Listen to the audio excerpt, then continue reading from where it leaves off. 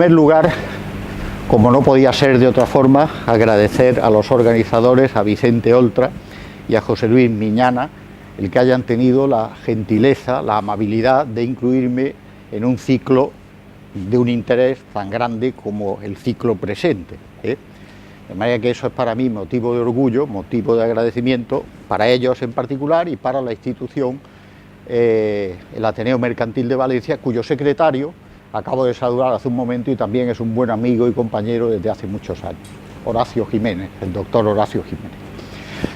Bueno, el título de mi conferencia es, como aparece aquí, Aplicación de la topología molecular a la química sostenible y medioambiental.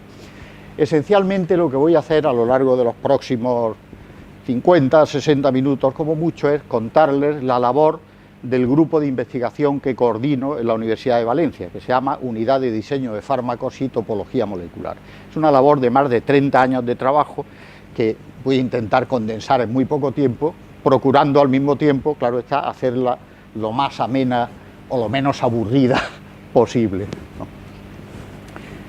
Comienzo con una foto de este señor. Yo supongo que todos sabemos quién es este señor, ¿no? Es sobra conocido, es Einstein.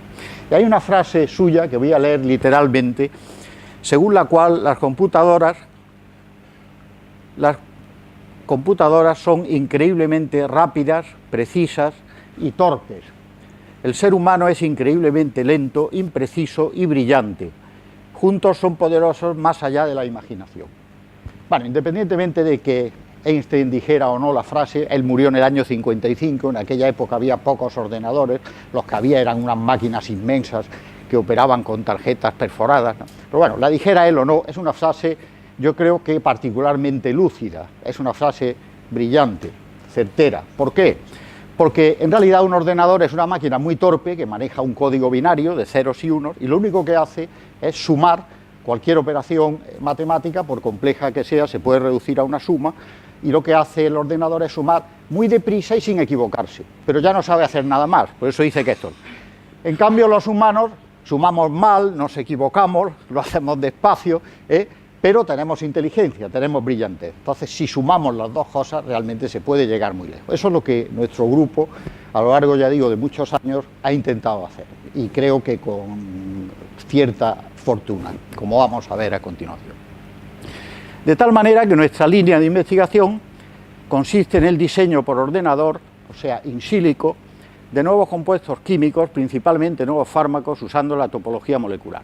Esto de in silico es un neologismo que ha hecho fortuna, porque está, como saben, in vitro, que es en el laboratorio, in vivo, que es con animales de experimentación, e in silico, que quiere decir asistido por ordenador.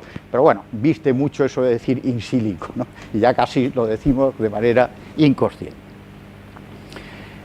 Como resultado de todo esto, empiezo casi por el final, diríamos, he puesto 25 años diseñando nuevas moléculas, en realidad lo que es el diseño pueden ser 25, trabajando más de 30 años, ¿no? Somos pioneros en una metodología que se basa en la topología molecular, enseguida explico lo que es. Hemos desarrollado software propio y más de 200 nuevos compuestos biológicamente activos, incluyendo fármacos, la mayoría de ellos lo que se llama cabeza de serie, es decir, un cabeza de serie es un fármaco no relacionado con otros estructuralmente, más de 200, incluyendo fármacos contra el cáncer, contra el Alzheimer, contra la malaria, analgésicos, etcétera, etcétera. De manera que es un elenco bastante significativo de nuevos fármacos.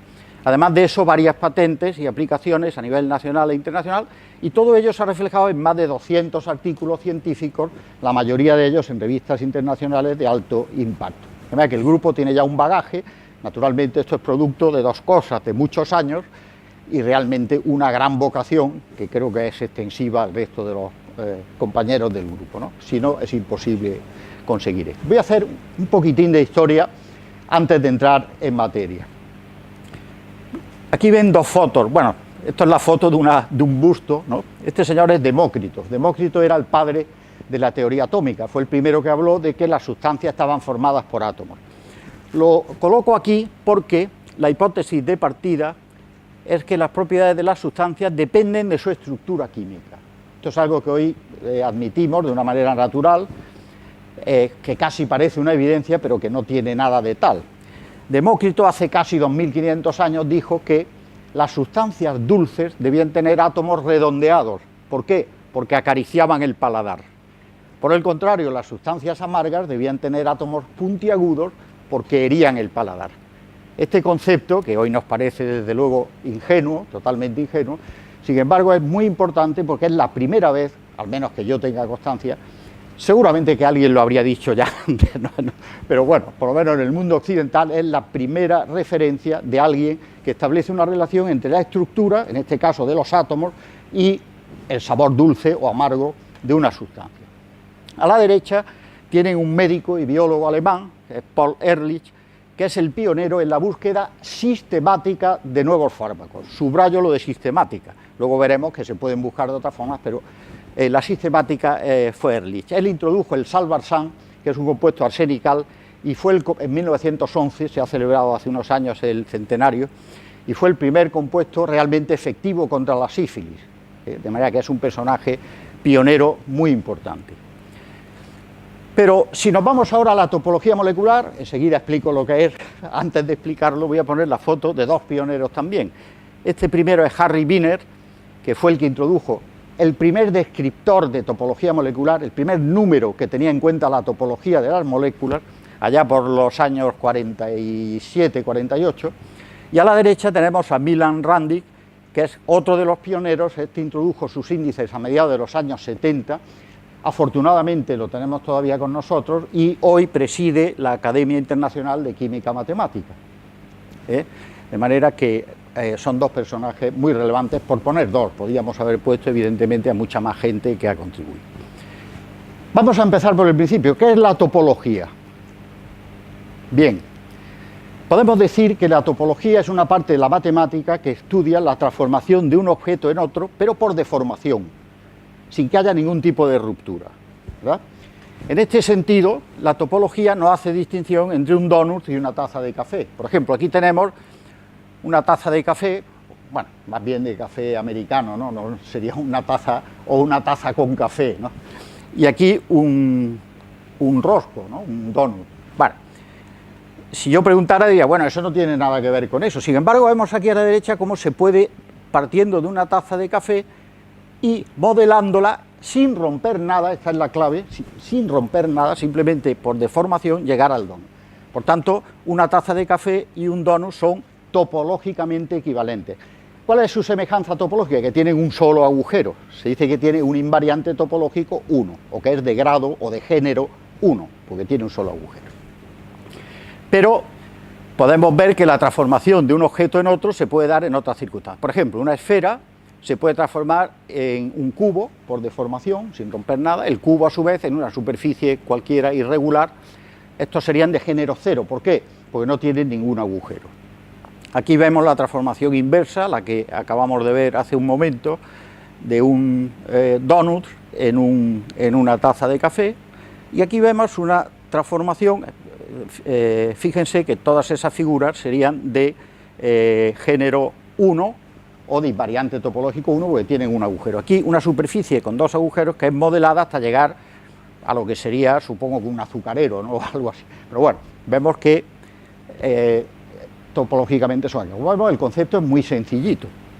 La siguiente fotografía que voy a poner aquí es un señor muy poco conocido. Si fuera una estrella de rock andaría por ahí continuamente en televisión, pero como no lo era, ya murió, que es Ilya Prigogine. Ilya Prigogine fue un ruso que vivió casi toda su vida en Bélgica y fue Premio Nobel de Química 1977. Quizás les pueda sonar algo más si digo que es el padre de la teoría del caos, entre otras cosas. Bueno, el premio Nobel se lo dieron por algo que no tiene nada que ver con la topología, pero él se interesó muchísimo por la topología y sostenía la hipótesis o la idea, yo no sé hasta qué punto consistente o no, de que cuando nacemos tenemos una visión topológica del mundo, pero luego, conforme se nos educa en este campo de las matemáticas mal, porque pasamos a tener una visión geométrica, y lo argumenta del siguiente modo. Si a un niño pequeñito se le pide que dibuje un triángulo, el niño pequeñito lo dibuja con los lados curvos, porque para un niño pequeñito es más importante que sea una figura cerrada que los lados sean rectos. Luego se le educa al niño y se le dice, no, toma la regla y haz el lado recto y tal. ¿eh? Es decir, se va deformando, se va pasando de una visión topológica que es connatural al ser humano a una visión geométrica que es menos connatural, ¿no? O menos espontánea en el ser humano. Yo no sé si Prigogine tenía o no razón, pero algo de eso hay, o debe haber, porque en el lenguaje ordinario, cuando nosotros queremos reflejar una contradicción patente, manifiesta, ¿qué decimos? Este pretende la cuadratura del círculo. Lo ponemos como... Sin embargo, topológicamente un círculo y un cuadrado son lo mismo. ¿Por qué? Porque podemos deformar uno para llegar al otro, ¿de acuerdo? Más que algo de razón tenía de que ser. Además de eso, quiero decir, por los aficionados al arte que hay aquí, que sé que los hay, que, por ejemplo, la pintura, tanto figurativa como abstracta, utilizan la topología. De hecho, hay pintores que emplean la topología. Y un dato curioso, simpático, pero que he leído en algún sitio, pero que no he podido contrastar, es que hay una cantante norteamericana, yo la verdad es que no la conozco, pero que tiene cierta fama, que se llama Norah Jones, que emplea algoritmos topológicos para componer sus canciones, ¿eh? Yo esto, ya digo que no lo he, aunque lo he buscado, no he podido contrastarlo, pero sí que lo he leído. Quiero decir que la topología va mucho más allá de lo que, en principio, podíamos suponer. Pero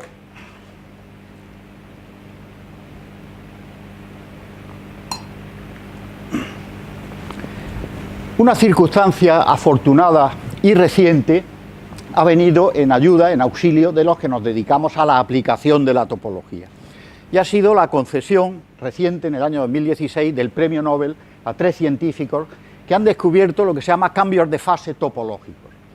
Yo creo que este premio Nobel tiene mucha importancia y mucha más de la que se le ha dado por la siguiente razón.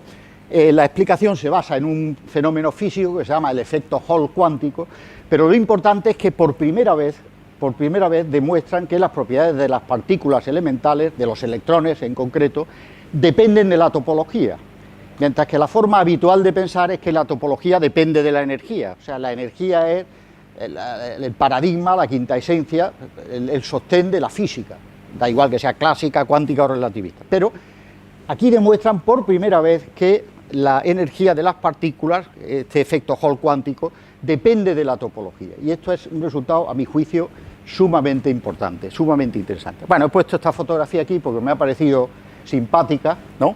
Aquí vemos a este señor, que es miembro de la academia, con un pajel en las manos, un pan de estos, ¿no?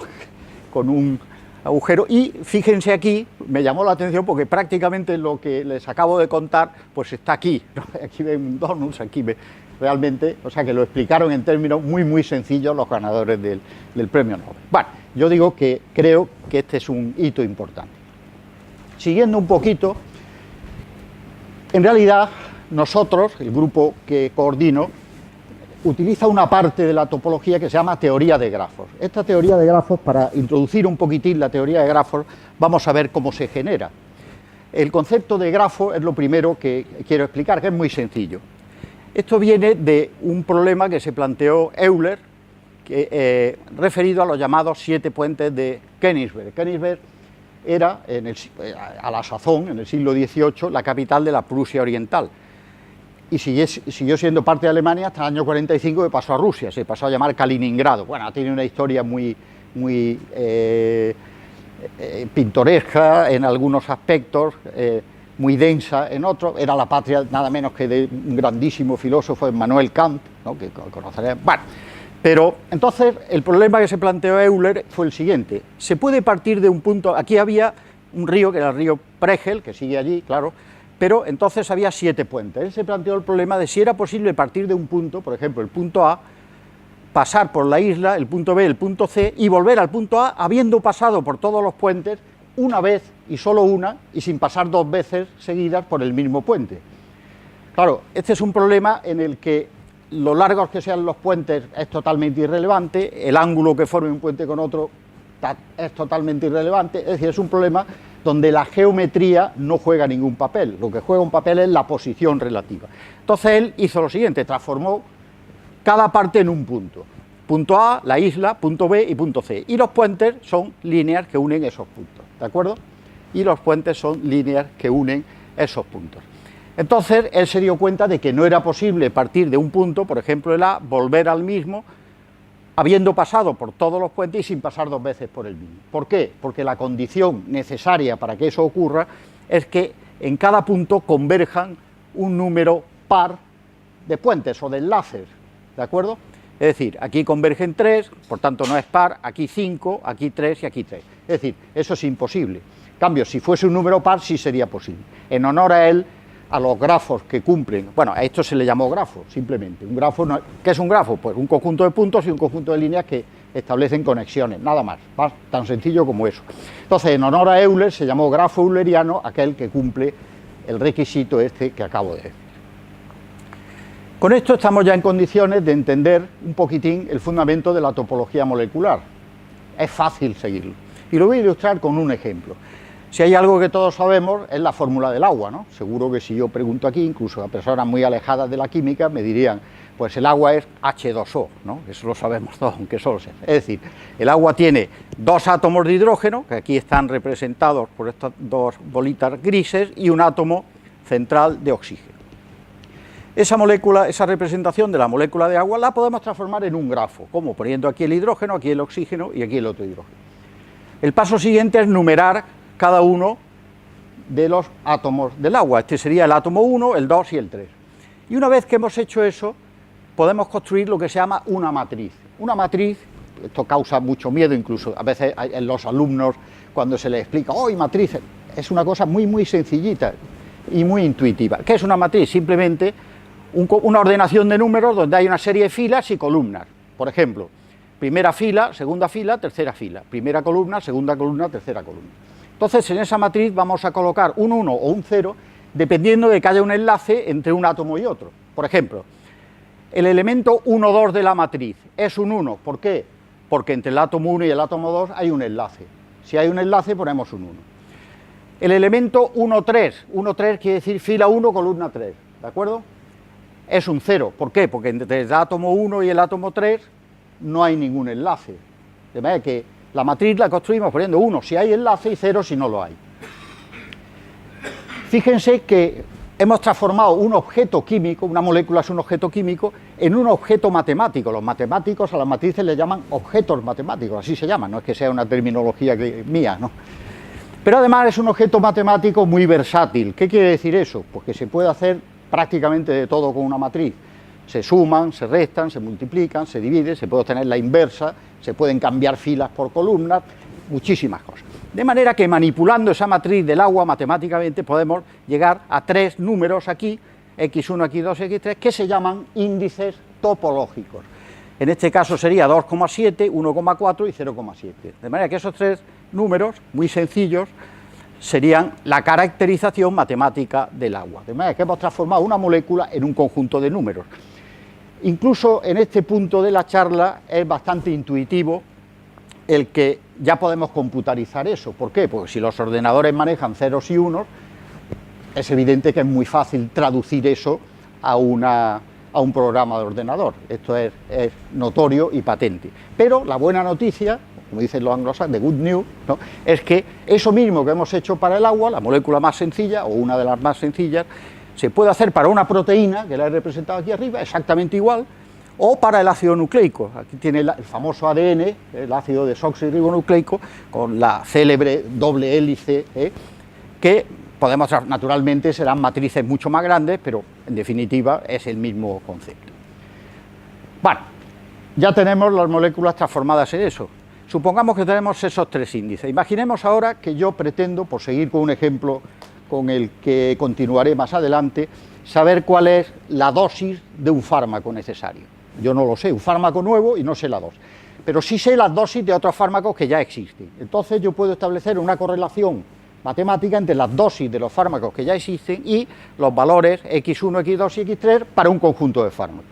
Que llega una ecuación muy sencilla, fíjese que aquí no hay logaritmos ni potencias, es una ecuación lineal, se llama, que me relaciona la propiedad, por ejemplo la dosis, con esos índices.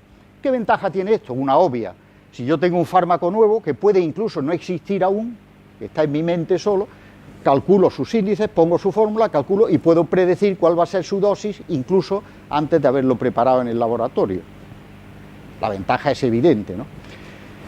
Bueno, Esto es lo que se conoce como relación cuantitativa estructura-actividad. La sigla en inglés es QSR, puesto que estamos traduciendo a un lenguaje matemático, por eso se dice cuantitativa, una cantidad, en este caso una dosis, y relacionándolo con la estructura en forma de índices topológicos. Bien, si nos vamos al diseño de nuevos fármacos, a la búsqueda de nuevos fármacos, tenemos que ha habido varias etapas, desde la noche de los tiempos.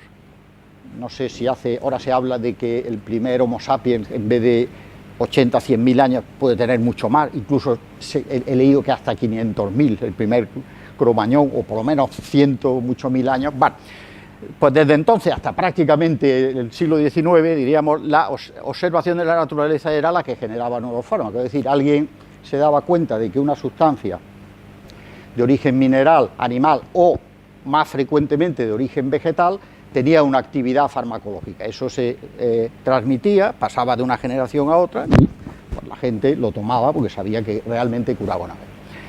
El primero, como he dicho hace un momento, en una búsqueda sistemática de nuevos fármacos fue Ehrlich, cuya foto acabo de poner hace un momento, con el descubrimiento del salvarsan. Desde el año 1911, hasta bien entrados los 60, no se desarrollan los métodos CUSAR, es decir, los métodos que emplean ecuaciones para relacionar la estructura con la actividad, dentro de los cuales están los que nosotros utilizamos, que son los métodos basados en la topología. Naturalmente hay otros métodos que se basan en otras partes de la química física, en realidad, como la mecánica cuántica, la mecánica molecular. Bueno, aquí no entro porque estos no son nuestra especialidad. ¿Qué tiene de singular lo que nosotros hacemos? Es decir, llegado a este punto, alguien podría decir, muy bien, usted cuenta cosas aquí más o menos curiosas, pero ¿qué es lo que han hecho ustedes que no hayan hecho otros? Pues voy a intentar explicarlo. Los fármacos en el organismo actúan sobre lo que se llaman receptores específicos, de la misma manera que una llave encaja en una cerradura. De tal forma que los métodos convencionales, y cuando digo convencionales no digo que sean peores o mejores, o simplemente distintos a los que usamos nosotros, lo que hacen es conocer la cerradura para ver cuál es la llave que entra. Es decir, se supone que hay que conocer cuál es la cerradura para diseñar una llave nueva, o sea, un medicamento nuevo. En cambio, la topología molecular tiene la ventaja de que nosotros no necesitamos conocer la cerradura, sino solo la llave, ver el patrón matemático de la llave y buscar nuevas llaves sin necesidad de un conocimiento de la cerradura. Voy a ilustrar esto con un ejemplo también muy sencillito. Aquí tenemos, bueno, esto en alguna ocasión, tampoco me quiero enrollar demasiado, pero bueno, se ha llamado diseño racional al que utiliza el receptor. A mí esto me molesta mucho porque parece que los que no hacemos eso estamos haciendo un diseño irracional y no es así. Yo prefiero llamarle diseño dirigido al receptor, más que diseño racional. Pero bueno, entonces aquí tendríamos lo que es diseño, entre comillas, racional, o sea, dirigido. Esto es una enzima. Esa parte que se ve aquí, los enzimas, sabemos que son normalmente proteínas que aceleran las reacciones del organismo. Si no los tuviéramos, pues las reacciones que tienen lugar, en vez de tardar segundos, pues tardarían años, a lo mejor, o meses. Bueno, además que aceleran la velocidad. En este caso, es una molécula muy parecida a las que forman parte del ADN. Esa parte de aquí, ese pentágono, es un azúcar, y aquí hay un grupo fosfato. Entonces, el azúcar lo que hace es sacar de la enzima el grupo fosfato. Vean que este es el mecanismo normal del organismo. ¿Qué haría un fármaco que inhibiese esta enzima? Pues colocarse, lo he representado aquí con una figurita, ¿no?, que se coloca justo aquí y naturalmente impide que el sustrato natural pueda interaccionar con la enzima. ¿Qué estamos haciendo? Inhibiendo la enzima, inhibiendo la acción de la enzima. Y se podría decir, bueno, ¿y para qué la quiere usted inhibir? Pues, por ejemplo, voy a poner un ejemplo claro. Imagínese que esa enzima es una enzima de una célula carcinogénica y que esa enzima además le está suministrando combustible a la célula para que crezca más. Entonces, al inhibir esa enzima, le estamos cortando la gasolina a la célula cancerígena, ¿vale? El concepto es muy, muy sencillo, ¿no? De manera que eso es lo que hace el diseño dirigido. En cambio, ¿nosotros qué hacemos? Pues algo parecido, pero de otra manera distinta. Buscamos, lo he representado aquí, la huella dactilar, el patrón matemático de las distintas moléculas. Por ejemplo, las moléculas contra el cáncer que siguen un mecanismo, cuando uno las agrupa, y esto sí que es algo que creo que nuestro grupo se puede apuntar como una novedad, nos dimos cuenta de que las moléculas antineoplásicas se agrupan en una zona, en un patrón matemático, todas están juntas. Las moléculas anti-Alzheimer se juntan en otro patrón, los analgésicos en otro patrón, etcétera. Es decir, generamos patrones matemáticos. Entonces, ¿qué hay que hacer? Pues algo muy sencillo, decirle, si yo quiero un nuevo fármaco contra el cáncer, decirle, búscame moléculas que sigan ese patrón, ¿de acuerdo? Ese conjunto de números. Que la idea yo creo que funciona precisamente porque es muy, muy sencilla, muy elemental. Bien, ¿cuál es la estrategia? Voy a poner un ejemplo de lo que sería el diseño de un nuevo analgésico. La estrategia básica consiste, primero, en saber si la molécula es activa o no. Es decir, la pregunta primera que hemos de responder ¿es analgésico sí o no? Para eso se emplea lo que se llama el análisis discriminante. Enseguida explico lo que es eso. Una vez que sabemos que es analgésico, ya me preocupo por las propiedades. Por ejemplo, ¿qué dosis necesito? Que son dos partes. Primero, ¿es activa o no? Si la respuesta es sí, entonces, ¿qué dosis necesito? ¿Qué dosis o qué? Podemos modelar cientos de ecuaciones. De hecho, típicamente nosotros usamos varios cientos de ecuaciones para cada fármaco. Por eso digo que la dosis es una anécdota, pero lo pongo como ejemplo. Entonces, ¿qué es el análisis discriminante? Pues algo muy simple también conceptualmente. Es una técnica estadística que me permite distinguir o discriminar entre dos o más categorías u objetos. Por ejemplo, en este caso he representado por circulitos las moléculas que son analgésicas y he representado por rectangulitos romos, no sé cómo se llamaría esa figura, ¿no? A las moléculas inactivas, es decir, que no son analgésicas, ¿vale? Bueno, entonces, si en este caso, que es un caso muy sencillo, la bisectriz del primer cuadrante, esa línea, evidentemente me separa un grupo de otro, de manera que esa ecuación, esa recta que tiene la ecuación d igual a x, función discriminante igual a x, sería la función discriminante que me separa una de otra. Naturalmente, obviamente, la realidad es mucho más complicada, no es tan sencilla, pero la idea es esta, es encontrar una función matemática que me discrimine. Por ejemplo, vamos a suponer que no conociéramos la aspirina y que yo pretendo rediseñar la aspirina, reencontrarla, vamos a encontrar la aspirina, ¿no? La fórmula de la aspirina aparece aquí. La función discriminante que he obtenido usando fármacos activos e inactivos me dice que vale 4 menos x sub 1. El x sub 1, que hemos visto antes para el agua, para la aspirina vale 3. Entonces, 4 menos 3 vale 1. Por tanto, la aspirina es activo, como analgésico.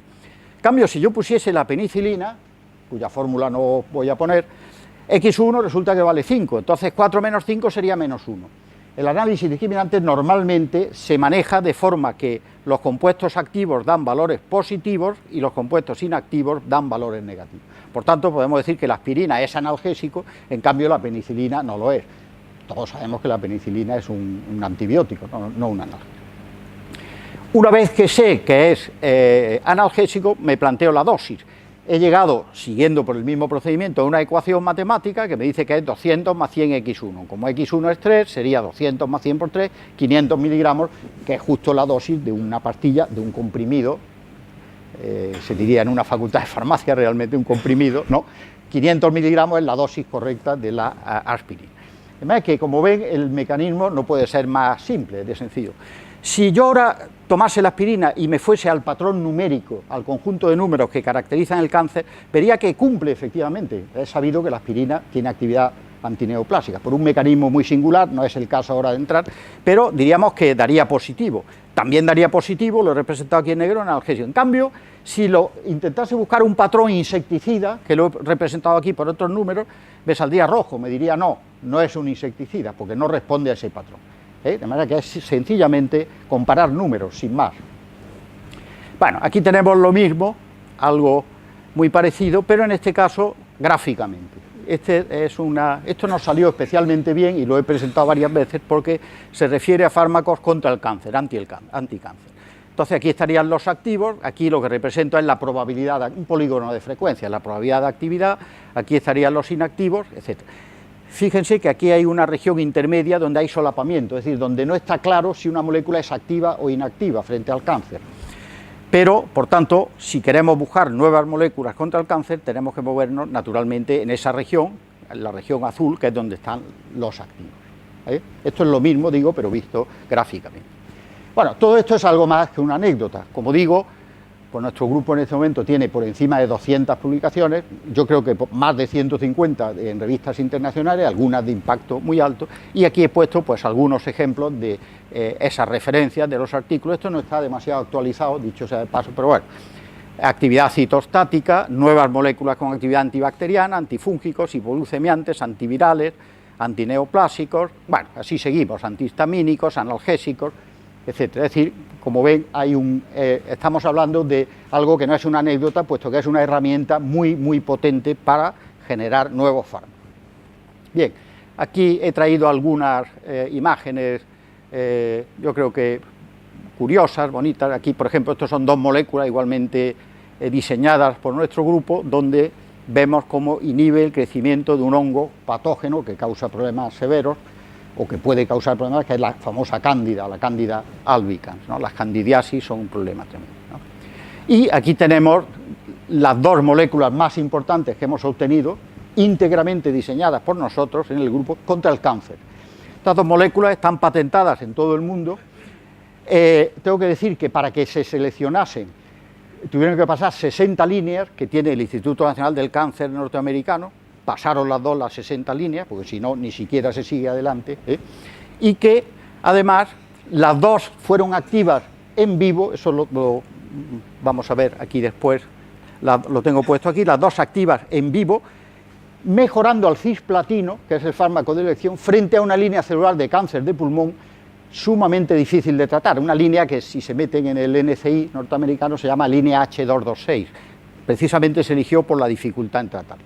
Entonces, en vivo, no estoy hablando en vitro, es decir, en ratón seno trasplantado, o sea, en ratón trasplantado con tumor humano, las moléculas se inhibieron más, mejor y con menos toxicidad que el cisplatino. Estas dos, sobre todo esta segunda.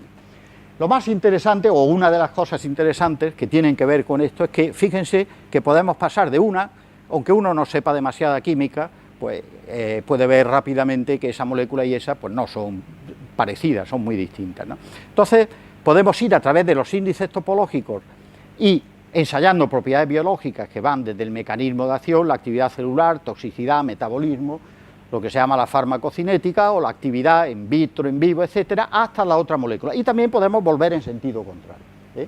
Entonces, esto es muy, muy interesante porque es muy difícil, incluso para un químico avezado y experto en química médica o química farmacéutica, ver qué semejanza puede haber entre una y otra, pero la hay una semejanza topológica entre las dos. Esto se refiere a Alzheimer. Aquí encontramos 8 moléculas nuevas, repito, cabeza de serie, frente al Alzheimer, también activas en vivo. Este resultado está hecho con la Facultad de Medicina Monte Sinaí de Nueva York, y por supuesto están patentadas también, patentadas en todo el mundo. Fueron 8. Este descubrimiento tuvo cierto eco en la prensa, la universidad pues, sacó una nota y aquí aparece: la Universidad de Valencia descubre 8 nuevas moléculas y tal. Aquí apareció también en Science Daily, aparece también en La Estampa, que es un periódico importante, etc. Es decir, tuvo un cierto eco porque, por el interés del asunto. Y nos vamos a otro campo totalmente distinto. Esta molécula, que es muy, muy potente contra la malaria, cuyo mérito principal corresponde al profesor García Domènech, que está aquí sentado, puesto que fue realmente el descubridor. Y es una molécula también muy, muy potente, también se patentó, está patentada en Europa y en el resto del mundo, sumamente potente frente a cepas muy resistentes de la malaria, frente al famoso Plasmodium falciparum, ¿no? Además una cepa, si no recuerdo mal, que era la cepa Pasou, que era especialmente virulenta, ¿no? Bueno, hay un aspecto de la metodología que me interesa subrayar. Y es el siguiente. Fíjense que hasta ahora hemos hablado de si yo tengo una estructura, a través de los índices puedo saber qué propiedad va a tener esa estructura. Esa sería la vía convencional de trabajar. Pero también, gracias a que estoy manejando números, puedo ir en sentido inverso. Es decir, no dime qué propiedad va a tener esa estructura, sino dime la estructura que tiene esta propiedad. Y esta propiedad puede ser, en principio, lo que queramos. Se puede hacer lo que se llama un diseño tailor-made, que dicen los anglosajones, es decir, un diseño a la medida. que se absorba, que se metabolice, que no sea tóxica, que no sea carcinogénica, que no... Ya le digo, típicamente nosotros usamos más de 100 ecuaciones para cada molécula, de manera que se puede hacer un diseño muy preciso. ¿Y qué interés tiene esto? ¿Qué importancia? Enorme. Enorme por lo siguiente. Yo calculo, el dato es de hace unos pocos años, puede que eso haya variado, pero que en el mundo hay registradas del orden de 100 millones de moléculas. Eso puede parecer mucho, eso y nada es prácticamente lo mismo. Los cálculos más pesimistas estiman que hay del orden de 10 elevado a 24 posibles moléculas que se podían sintetizar. Es decir, 1 billón de billones. Los más optimistas hablan de 10 elevado a la 100, que es algo inimaginablemente grande. Es decir, una de las afirmaciones categóricas que se pueden hacer, y a cierta edad uno hace ya pocas afirmaciones categóricas, es que no es eso que se dice, no, si eso fuera así ya lo habrían encontrado. No, no, lo mejor en cualquier campo no se ha encontrado y probablemente no se encuentre nunca.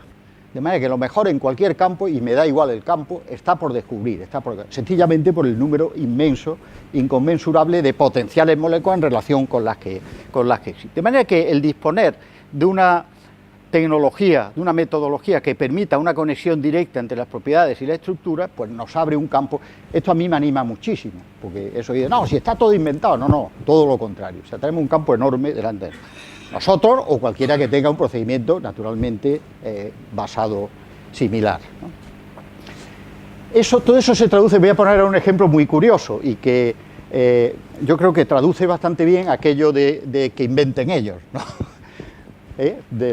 Esto, si se fijan, es una noticia que aparece el 7 de agosto del año 2013, que dice, la marihuana detiene el ataque severo de epilepsia en niños, ¿no? Es una imagen muy dramática, parece aquí un niño, ¿no?, con un enorme.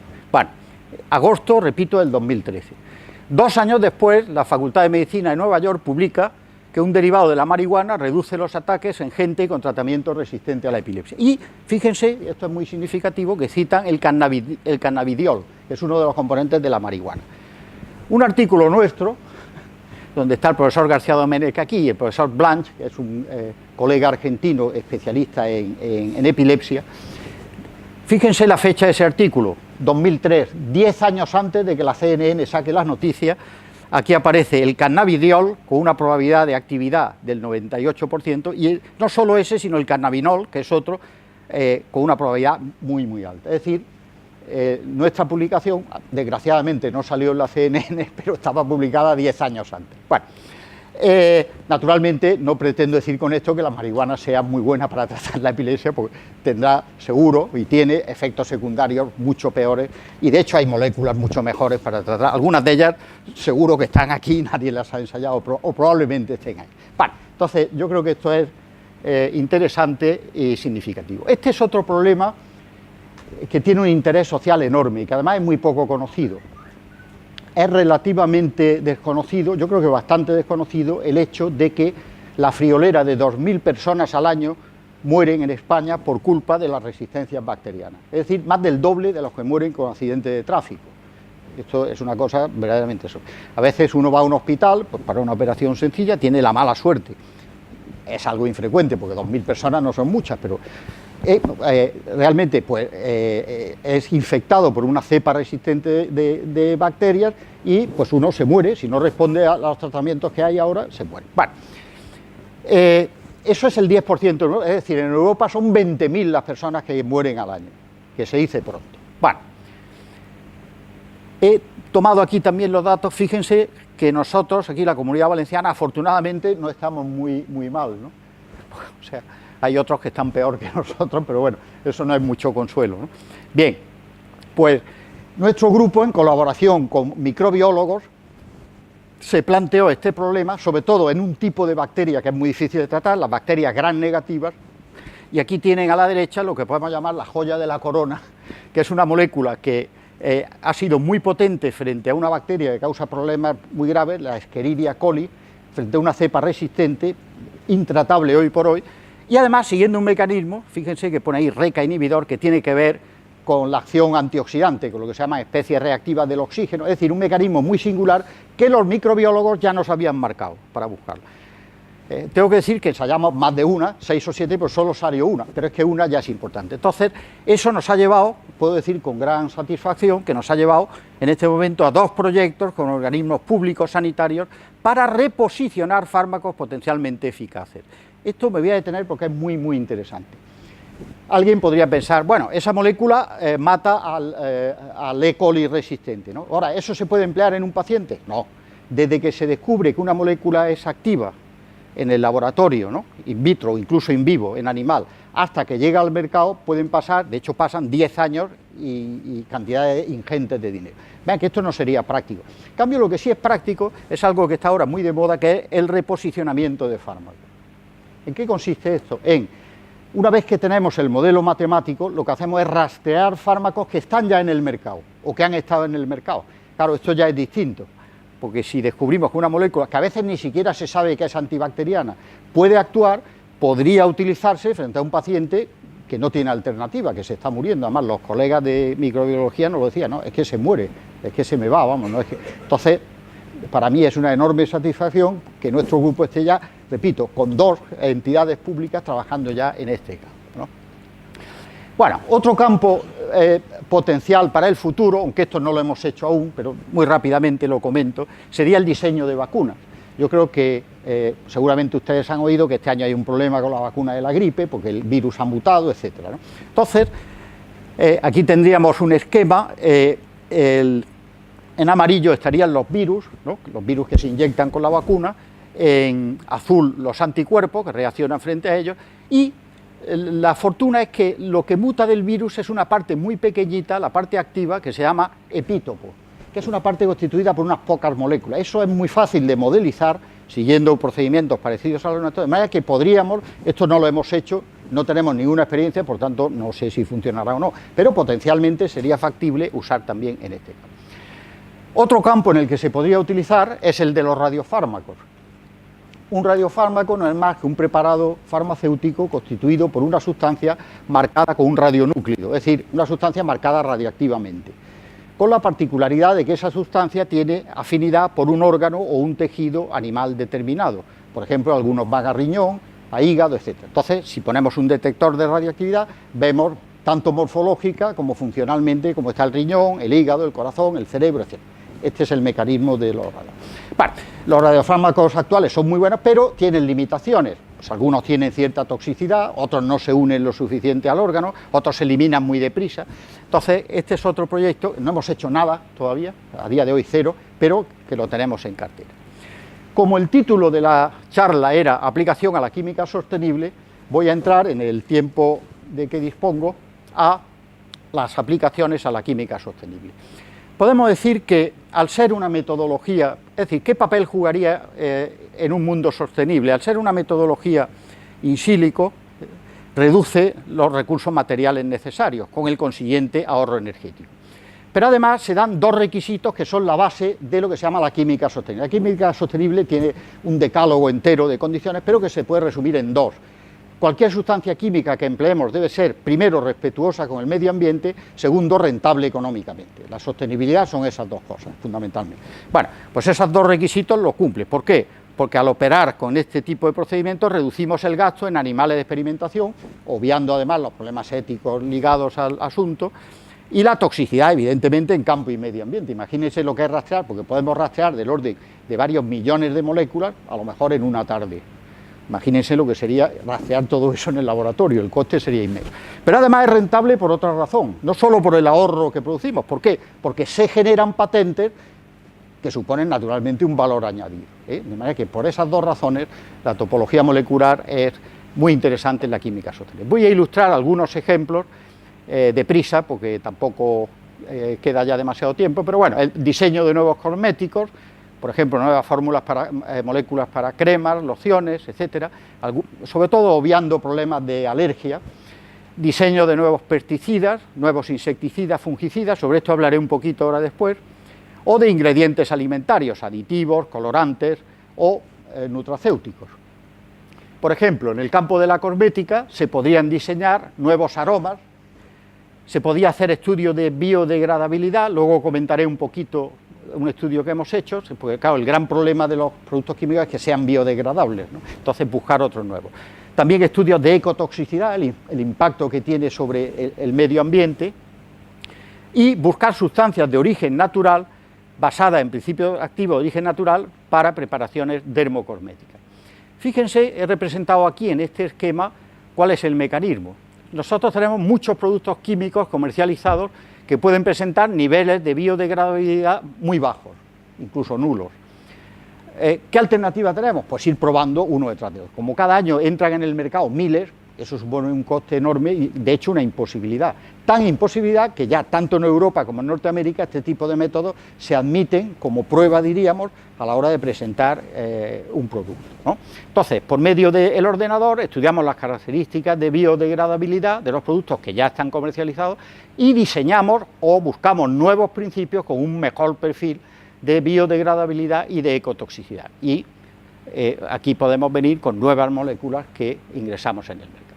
Bueno, este es el mismo concepto, pero aplicado a los cosméticos. Este es un trabajo que hemos publicado hace muy poquito, hace escasamente un año. Entonces, aquí vemos que por la vía convencional, mucho esfuerzo, mucho dinero, y llegaríamos como mucho a 1 o 2 moléculas o 10. En cambio aquí podemos rastrear cientos de miles o millones, descartar algunas, seleccionar otras, con un coste infinitamente menor y con una rapidez muchísimo mayor. En el campo de la agroquímica tendríamos también aplicaciones muy interesantes, por ejemplo, plaguicidas ecológicos. Podemos diseñar nuevos plaguicidas, podemos hacer también estudios de biodegradabilidad de los productos que ya están en el mercado y diseñar nuevos principios más biodegradables. Igualmente estudios de ecotoxicidad. Y un aspecto muy importante en el que me voy a detener a continuación es el de plaguicidas activos frente a hongos resistentes. Aquí les voy a poner 2 ejemplos en los que estamos trabajando. Este es un ejemplo de una planta parasitada por un hongo del género de los oídeos. Entre los oídeos está, por ejemplo, el famoso mildiu de la vid, ¿no? Pero atacan a plantas ornamentales, atacan a cucurbitáceas de la familia del melón, es decir, causan unas pérdidas económicas enormes. ¿Hay fungicidas? Los hay, por supuesto que los hay, pero el problema de los fungicidas químicos es que generan resistencias. Es decir, al cabo de cierto tiempo el hongo se defiende, y además de que pueden tener cierta toxicidad para la planta. Entonces, unos compañeros de otra universidad, microbiólogos con una grandísima experiencia en el tema, nos dijeron si podríamos intentar buscar nuevas moléculas que actuasen no matando al hongo, sino porque el hongo sigue un mecanismo que hace que la planta no lo detecte. Hay un proceso ligado a la membrana del hongo que hace que se enmascare, entonces la planta al no detectar la planta al hongo no lo ataca, entonces hay que atacarlo con fungicidas. Entonces ellos nos dijeron la vía por la cual se puede atacar al hongo de esta manera, impidiendo que se forme esa membrana. Buscamos y hoy tenemos, pues yo no sé, probablemente 3, 4 compuestos, sí, del orden de 4, la patente es inminente ya, o sea, ya está hecha, espero patentarla y espero que nos dé alguna rentabilidad, porque realmente el problema económico es tremendo, ¿no? Y entonces, ¿qué ventaja tiene esto? Que es mucho más difícil que aparezcan resistencias. Bueno, otro problema que está en la prensa todos los días es el del famoso, la Xylella o Xylella fastidiosa, ¿no? Ya saben que ha reducido a escombros los olivos del sur de Italia, en la Puglia, un problema económico tremendo, ¿no? Bueno, pues aquí todavía no tenemos resultados, pero estamos, yo creo que muy próximos a intentar buscar algo de esto, con la ventaja de que los antibacterianos que hemos encontrado ya, que eran para patógenos humanos, pertenecen a un grupo de bacterias que se llaman gram negativas, y afortunadamente la Xylella es gram negativa también, es decir, tenemos moderada esperanza y optimismo de que algo se pueda encontrar con eso. Naturalmente, pues, hace escasamente unos días oía las declaraciones de una responsable del Ministerio de Agricultura que decía, cuando le preguntaba, bueno, ¿y qué solución hay si llega aquí? Porque además parece que puede atacar más a los olivos valencianos que a lo mejor a los de la parte alta de Andalucía, de Jaén y tal, por la temperatura y el clima, o sea, un problema terrorífico, ¿no? Bueno, y entonces respondió, ¿qué solución hay? Cortarlos, sencillamente. Hay una sustancia, pero bueno, una sustancia que ni siquiera atraviesa el parénquima de la planta. Bueno, en fin, entonces este es un tema que yo espero que en muy poco tiempo podamos estar abordando y que también podamos conseguir. Bueno, en la industria alimentaria también hay muchísimas posibilidades, por ejemplo, antioxidantes, antibacterianos. Hoy día se siguen empleando, tanto en la industria de la carne como en la del vino, los sulfitos. Los sulfitos no tienen problema de, por ejemplo, no son carcinogénicos, pero sí que generan muchas alergias. Incluso a veces se ha empleado, no sé si se sigue, el monóxido de carbono también como antioxidante. Nosotros podríamos buscar también nuevas sustancias de origen natural. Algunas de ellas, por ejemplo, están en el té verde. Esto es muy curioso. Otras en la cebolla, otras en la uva, el famoso resveratrol. Entonces, incluso podríamos ver qué sustancias hay ahí dentro, analizarlas con el ordenador y ver no solo cuáles son las mejores, sino qué mezclas son las mejores. Es decir, todo eso se podría hacer. Entonces, claro, acabaríamos con ese problema. Potenciadores del sabor, el santo grial ahora de los edulcorantes no es tanto buscar nuevos, que también, sino buscar potenciadores del sabor dulce. Aquí sí que tenemos también cierta experiencia, a través de una empresa norteamericana, que ha sido la que ha dirigido nuestra investigación, canalizado más bien nuestra investigación, en el sentido de encontrar una molécula, que la hemos encontrado, que hace que un diabético necesite tomar menos, puesto que experimenta el mismo sabor dulce con mucha menos azúcar. Entonces es un potenciador del sabor dulce. Esto se puede hacer también. Nuevos sabores, por ejemplo, se ha aplicado a buscar nuevos sabores de cerveza, nosotros no, tengo que decirlo, aquí no hemos hecho nada. Y aquí sí que hemos hecho también, en el campo de los nutracéuticos, en el control de glucosa. A través de una empresa norteamericana hemos ido a parar a una muy gran multinacional de la alimentación, en la que incluso se han llegado a hacer ensayos en humanos, no sé en qué estadio se encuentra, puesto que la patente no es nuestra, desgraciadamente, pero igualmente dirigido a diabéticos, para que mantuviese el nivel de glucemia, una molécula que agregada, por ejemplo, a las galletas, no es un hipoglucemiado, o sea, no baja la glucosa, pero mantiene el nivel. Sería un glucostático, ¿no? Valga la expresión. Bueno, pues esto también es interesante. Ya casi para terminar, lo último, está el famoso tema de los plásticos. Esto también sale en la prensa mucho, el famoso bisfenol A, ¿no?, que se emplea como monómero. Un plástico es un polímero, es decir, una unión de muchas moléculas juntas que son como los eslabones de una cadena. El monómero aquí es el bisfenol A, que es un producto cancerígeno, y yo no sé cómo está ahora mismo la legislación en España. En Francia se prohibió a partir de 2013 en envases para comidas infantiles por debajo de 3 años, y a partir de 2014 en general para toda, es decir, en Francia hoy está prohibido. Aquí, repito, que no sé cómo está la legislación. Bueno, entonces, nosotros hemos preparado, por ejemplo, una alternativa que sería mucho menos tóxica, es esa otra molécula, que es parecida. Esto lo digo con todas las reservas del mundo, porque claro, hemos sustituido ahí esos grupos por 2 grupos OH, igual no se polimeriza, esto lo pongo solo como ejemplo, no quiere decir que sea esa la molécula, ¿no?, pero sí que ilustra que se pueden encontrar otros monómeros para fabricar plásticos, pero que no tuviesen ese inconveniente. Termino. En resumen, estamos hablando de un método rápido, un método rentable, un método ecosostenible y un método eficaz. Voy a concluir con la foto de mi querido equipo de trabajo, donde pues aquí tenemos al doctor de Julián, Vicente de Julián, y al profesor García Domènech, de quien quiero enfatizar que ha dirigido conmigo la investigación desde el comienzo, que en realidad somos codirectores en este asunto desde hace muchísimos años. Quiero mencionar también a una persona que no está en la foto, pero que ha sido mi mentor y mi maestro, ¿no?, y gracias a él, pues si hemos podido hacer algo es gracias a él. Y no solo el mío, sino el de más de alguien que está aquí en la fotografía también, que es el profesor Moreno Frígols, además que ha contribuido de manera decisiva a nuestra formación, y yo quiero, en fin, pues hacer mención de él aquí en este momento. Gracias por su atención y quedo a su disposición si tienen alguna duda, comentario, sugerencia o algo.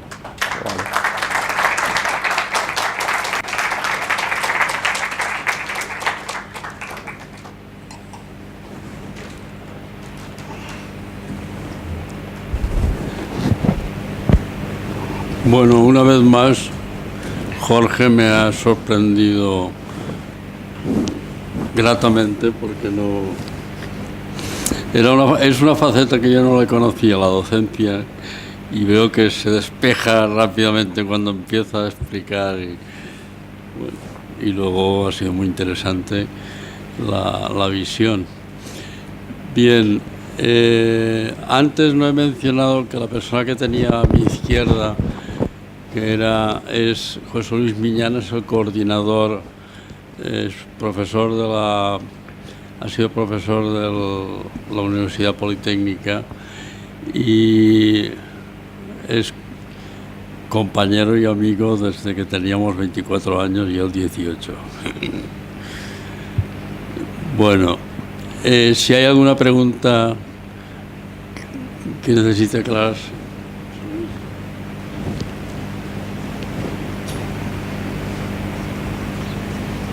Bueno, primero quería darle las gracias por lo que ha dicho y cómo lo ha dicho. Y segundo, le quiero preguntar algo sin que mi intención sea salirme del tema.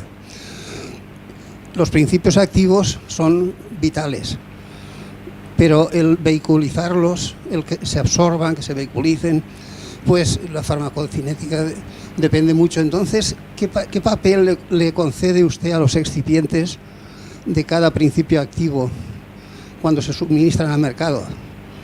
Porque claro, la efectividad, el que lleguen al receptor depende bastante del excipiente, y es un mundo que no sé yo valorarlo bien. Muchas gracias. Sí. Bueno, formalmente... ¿Se oye? Sí. Digo, yo no soy farmacólogo, profesionalmente hablando, yo soy químico físico, estoy alejado del tema. Evidentemente está el concepto de fármaco, que hay un concepto lato, diríamos, otro más restringido de fármaco, y luego estaría lo que sería el medicamento, que ya es el fármaco preparado para administración al paciente. El excipiente juega un papel esencial en la absorción y tal, incluso puede tener efectos secundarios. Eso es algo que no he mencionado, pero que también hemos trabajado en la predicción de efectos secundarios. Además, que eso efectivamente es muy, muy relevante. Por lo que se refiere a la metodología que usamos, en principio, podría diseñarse no solo el fármaco como tal, sino una buena parte del medicamento. Por ejemplo, se pueden meter ecuaciones referidas a lo que se llama ADME, que es absorción, distribución, metabolismo y excreción del medicamento. De hecho, todo eso están también toxicidades de géneros muy diversos,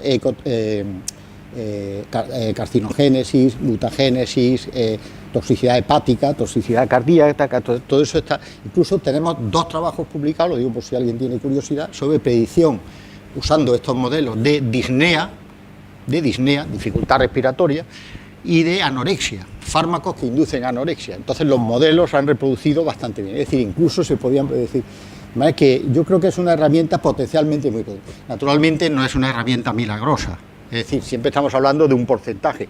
Y además lo bueno que tiene es que se puede complementar con otras. Nosotros hemos hecho esfuerzos ímprobos, llevamos más de 30 años haciendo esfuerzos, no con demasiado éxito, porque hay grupos que saben muchísimo, evidentemente, de ese tema, incluso que nos complementan en cuanto a que nosotros rastreamos millones de moléculas, que eso no es fácil. Pero una vez que llegamos a unas pocas, ya sí que hay gente que sabe estudiar la interacción con el receptor muchísimo mejor que nosotros.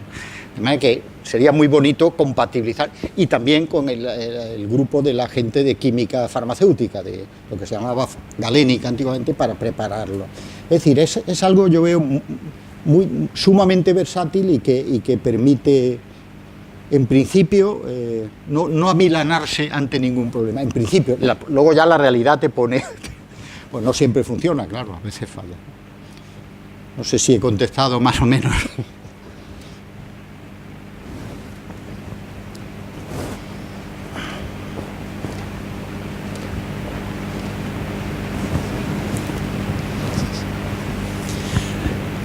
Buenas noches.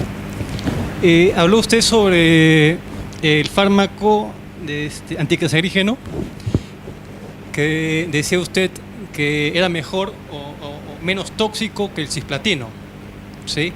Sí. La pregunta es, o sea, ¿todavía sigue siendo tóxico? ¿O ya no es tóxico, digamos, ese nuevo medicamento, ese nuevo fármaco que usted comparó con el cisplatino? Sí. No, sigue siendo tóxico. Bueno, todo fármaco induce una toxicidad, ¿no?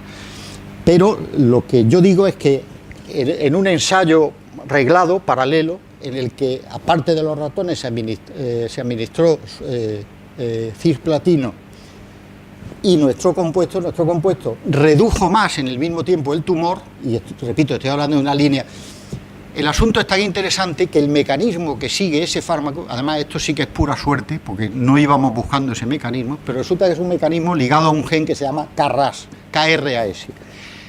Ayer o anteayer salió una noticia que investigadores del Centro Nacional de Investigaciones Oncológicas han conseguido reducir totalmente a cero un tumor, no por un fármaco que funcione por este mecanismo, sino simplemente eliminando el gen.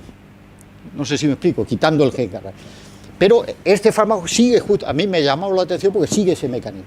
Y eso es importante, entre otras cosas, porque además de actuar contra cáncer de pulmón, ha sido activo también, y eso está publicado, por supuesto que está a su disposición, yo le envío el trabajo, muy potente frente a cáncer de páncreas, frente a un tipo de cáncer de páncreas que, como es sabido, es uno de los peores. También la molécula ha resultado activa. Yo creo que entre otras razones porque sigue este mecanismo ligado a ese gen e inhibe una serie de enzimas, bueno, no es momento ahora de entrar, las cerebroesquinasas, la proteína quinasa C, etcétera, etcétera. O sea que tiene un mecanismo muy singular que nos orientaron en el Instituto Nacional del Cáncer norteamericano, justamente a ese mecanismo. Además que eso puede explicar, por tanto, al decir que es menos tóxico, no digo ni que no sea tóxico, que lo es, evidentemente, ni que acabe con el tumor. Simplemente reduce más el tumor en el mismo tiempo de cisplatino y tiene menos efectos tóxicos en ratón. De ratón a humano va un abismo, por supuesto, pero yo creo que ya es interesante, ¿no? Sobre todo habiendo obtenido el fármaco usando un modelo matemático, ¿no?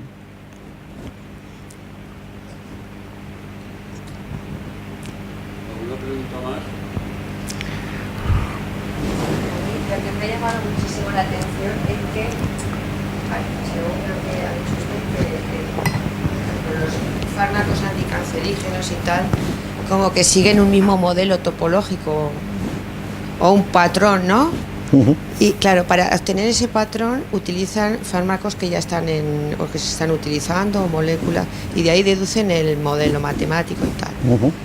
Y claro, yo digo, pero ¿y no tiene nada que ver o no está relacionado con el mecanismo de acción? ¿Hay relación modelo-mecanismo de acción? Parece ser que no, ¿no? ¿O sí o no? Sí, vamos a ver. Porque claro... Yo he subrayado la ventaja de nuestro método. Una de las ventajas es que en principio no se necesita conocer el mecanismo de acción. En principio, lo que no quiere decir que no pueda y deba usarse el mecanismo de acción. Por ejemplo, en esa diapositiva que he puesto, en esa figura, donde hay varios polígonos de frecuencia, en una región están, por ejemplo, los inhibidores de la topoisomerasa. En otra región están los agentes alquilantes. En otra región están... Es decir, cuando nos situamos en una zona topológica, normalmente se observan moléculas que siguen mecanismos comunes. Más aún, se puede inferir incluso un mecanismo que todavía no sea conocido si está en una zona donde no hay ningún mecanismo. O sea, no solo podemos seguir un mecanismo concreto, sino que podemos inferir un mecanismo a partir de este tipo de patrones. De manera que sí. Sí, claro. Claro, no, bueno, el ejemplo que he citado de los hongos es manifiesto. Ahí el mecanismo nos fue dirigido ya desde el principio, orientado a inhibir una enzima muy, muy concreta, y fuimos, claro, o sea, quienes nos marcan los objetivos son los que saben del tema. Yo no sé nada de hongos, pero nosotros disparamos al objetivo que nos marca. Sí, por supuesto, el mecanismo, pero digo, no necesariamente ha de conocerse en principio.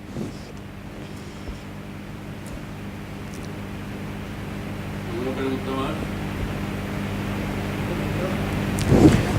Más que hacer una pregunta, hay un comentario de algo que me maravilla o me sorprende. Es, por ejemplo, yo siento una gran admiración por los veterinarios, porque los médicos estudiamos un solo animal con un metabolismo, ellos estudian muchos, tanto en alimentación como en tratamiento farmacológico. No tienen nada que ver los mundos que tienen que tratar ellos con distintos animales. Es fantástico.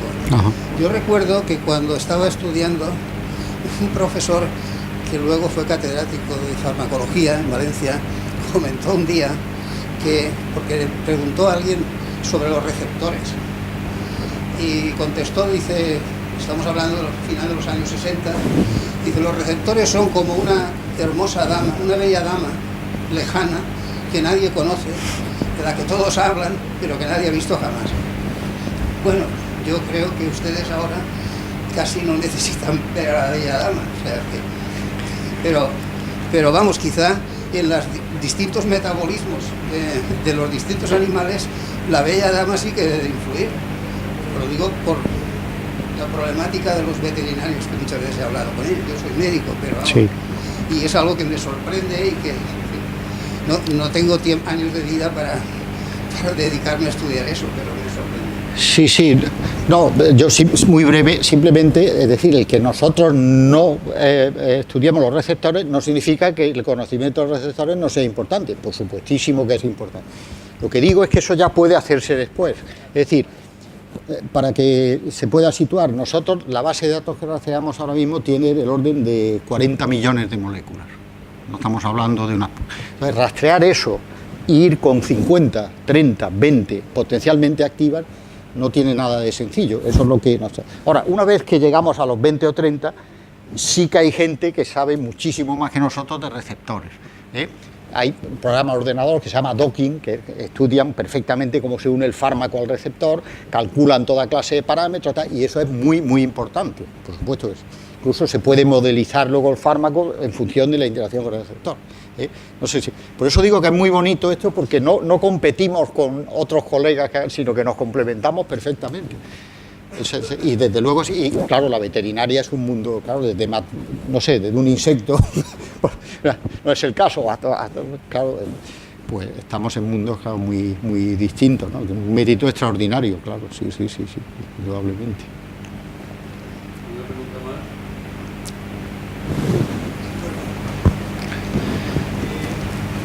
Se hablaba de sostenibilidad, se hablaba sobre lo eficaz que tienden a ser ustedes, ¿no? como empresa. La pregunta es ¿cómo se puede medir la sostenibilidad de fármacos que todavía son tóxicos, ¿no? Se entiende que cualquier sustancia que mejore la calidad de vida es sostenible, ¿no? Porque mejora la calidad de vida, pero si es tóxico me queda un poco la duda, ¿no? Vamos a ver si he entendido bien.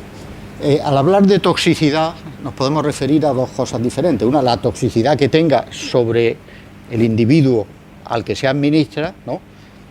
Que depende de muchas cosas, entre otras de cómo se metaboliza, cómo se elimina, etcétera.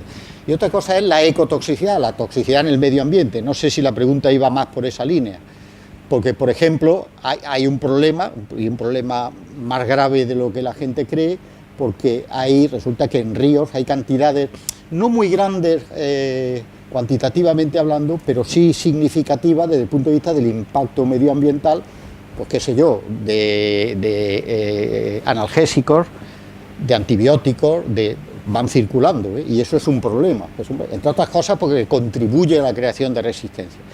Por eso digo que yo no sé muy bien si al hablar de la toxicidad se refiere a una o a otra, porque, repito, una cosa es la toxicidad dentro del organismo y otra cosa es el efecto que tenga el fármaco, no sé si me explico, o el residuo, el metabolito, lo que se metaboliza sobre el medio ambiente, son dos cosas distintas. Como hablaba de sostenibilidad, a lo mejor se refería al impacto sobre el medio ambiente, claro.